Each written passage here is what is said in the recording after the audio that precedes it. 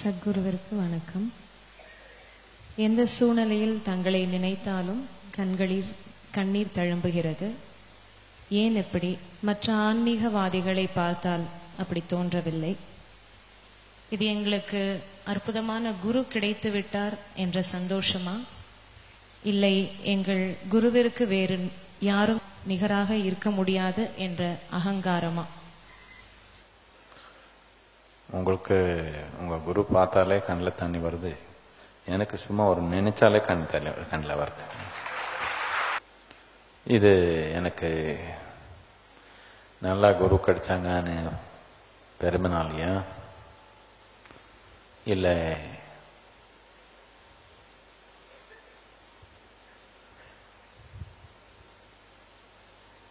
எனக்கு ரொம்ப பெருமை தான். நம்ம குரு ரொம்ப உயர்ந்தவங்க, எனக்கு ரொம்ப பெருமை. உங்களுக்கு இல்லைன்னு நான் என்ன பண்றது? அது உங்க கர்மம்.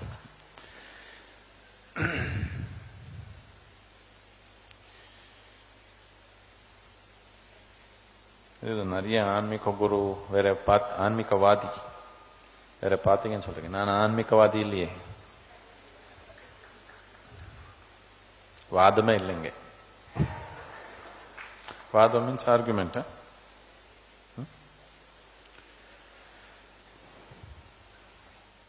ஆன்மீகவாதி வந்தா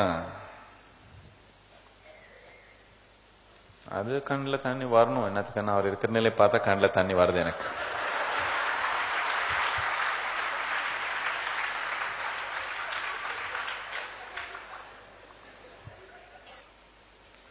ஒரு புக்கு படிச்சாலே போதும், ஆன்மீகவாதி ஆயிடலாம்.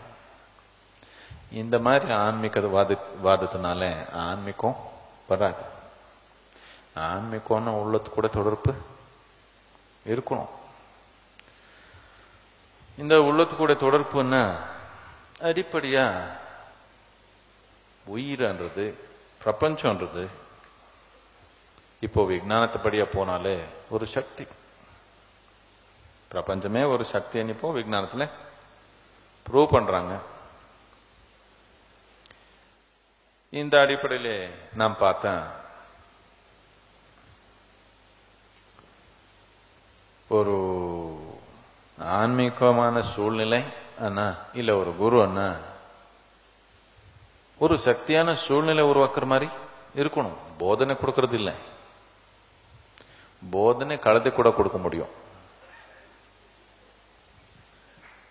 4 வார்த்தை கத்துக்கிறது என்ன யார் வேணாலும் கத்துக்க முடியும். போதனை கொடுக்கறதுக்கு எந்த ஒரு ஆன்மீகம் தேவை இல்லை. நீங்க என்ன கம்மி போதனை கொடுக்குறீங்களா? வீட்டுல எல்லாமே கொடுக்குறீங்களா இல்லையா? உங்க குழந்தைக்கு, உங்க மனைவிக்கு, யாருக்கு அடிச்சாலும் கேட்கறதுக்கு யார் தயார் இருந்தாலும் அவருக்கெல்லாம் போதனை கொடுக்குறீங்களா இல்லையா? நீங்க என்ன கம்மியா? போதனை கொடுக்கறதுக்கு எந்த ஆன்மீகமும் தேவை இல்லை. ஆன்மீகம்னா இந்த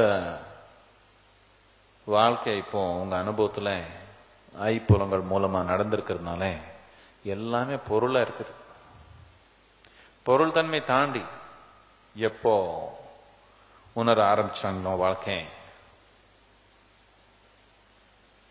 இப்போ இது ஆன்மீகம்.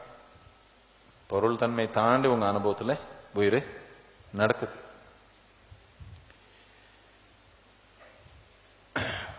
சும்மா இப்படி பார்த்தாலே கண்ணில் தண்ணி வருது, உடல் குதிக்குது, ஆடுது, என்னென்னமோ நடக்குது. இப்படி எல்லாமே சாமானியமா எங்கேயும் நடக்கல. நீங்க எங்கேயோ போய் வரலன்னு நினைக்கிறேன். நீங்க சுத்தி இருக்கீங்களா? கொஞ்சம் ஆன்மீகம் வச்சு சுத்தி இருந்தா எங்க போனாலும் போதனை மேல போதனை நடக்குது.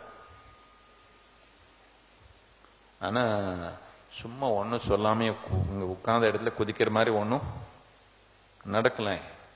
என்னத்துக்குன்னா சக்தி இல்லாத ஆன்மீகம் ஆன்மீகம் இல்லை, வெறும் கட்டுக்கதை.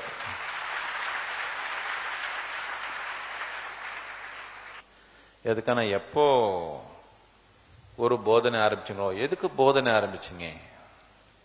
உயிர்த்தன்மை புரிஞ்சுக்காம இருக்கிறதுனால தானே போதனை தேவை வந்துருச்சு. உயிர்த்தன்மை என்னன்னு புரிஞ்சுக்காம வாழ்றதுனால தானே இன்னொருத்தர் நமக்கு எப்படி இருக்கணும்னு சொல்ல தேவை நமக்கு வந்துருச்சு.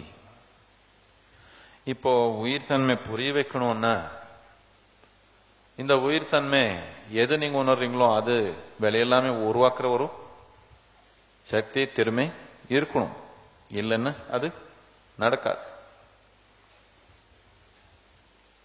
இப்படி இது பெருமைக்காக நான் சொல்லல. இது எதுக்காக சொல்றேன்னா,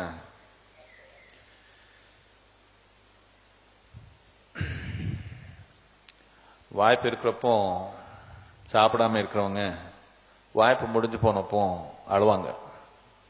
அதுக்காக சொல்றேன். இந்த மாதிரி ஒரு சக்தி சூழ்நிலை, உட்கார்ந்தாலே எல்லாமே கொதிக்கிற மாதிரி ஒரு சக்தி சூழ்நிலை பல 100 ஆண்டுகள்ல நடக்கல. எங்கேயோ சின்ன சின்ன சூழ்நிலையில் நடந்திருக்குது. யாரோ ஒரு யோகி இருக்கிறாங்க, அவர் சுத்த 4 பேர் உட்காந்துக்கிறாங்க, அவருக்கு ஏதோ நடக்குது. இப்படி இவ்வளோ பேர் கூட்டத்துக்கு ஒரு 1000 பேருக்கு இப்படி நடந்தது பல 100 ஆண்டுகள்ல. இது இப்படி நடக்கல. இப்போ நடந்திருக்கிறப்போ வேகமா சாப்பிட்டுக்கணும். அதுக்கப்புறம் அந்த அளந்தான் ஒன்றும் பிரயோஜனம் இருக்காது. இப்போ பார்த்த மட்டும் கண்ணில் தண்ணி வந்திருக்குது. ஆனா எப்போ சும்மா நினைச்சாலே கண்ணு தண்ணில் வருதோ அப்போ உலகத்துல தேவையில்லாத வேலையெல்லாம் செய்ய தேவையில்லை, சும்மா வந்துடணும்.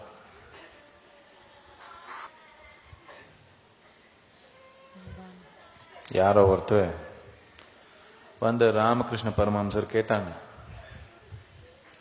நான் என்ன பண்றது, எனக்கு நான் உங்க கூடயே இருக்கணும், ஆன்மீகம் உணரணும், உங்க கூடயே இருக்கணும் எனக்கு ஆர்வம். ஆனா எனக்கு மனைவி இருக்கிறாங்க, குழந்தை இருக்கிறாங்க, ஆபீஸுக்கு போகணும், பணம் சம்பாதிக்கணும், நான் என்ன பண்றது, அங்க இருக்கிறதுக்கு எனக்கு விருப்பம் இல்லை, ஆனா இங்க இருக்க முடியாது, அங்க ஏதோ ஒரு கட்டுப்பாடு இருக்கு, அது புரைச்சு ஆகணும் கேட்டாங்க.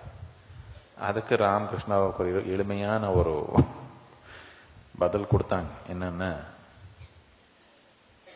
நீங்க பரவாயில்ல இப்போ வேலை பண்ணிக்கிங்க, எப்போ உங்களுக்கு உங்க குரு பேரு உச்சரிச்சாலே கண்ணில் தண்ணி வருதோ அப்படி ஆயிடுச்சுன்னா நீ உலகத்துல ஒன்றும் செய்ய தேவையில்லை, நீ சும்மா வந்துட்டா இருப்போம், அது வரைக்கும் நீ வேலை பண்ணி ஆகணும், பண்ணிக்கோ.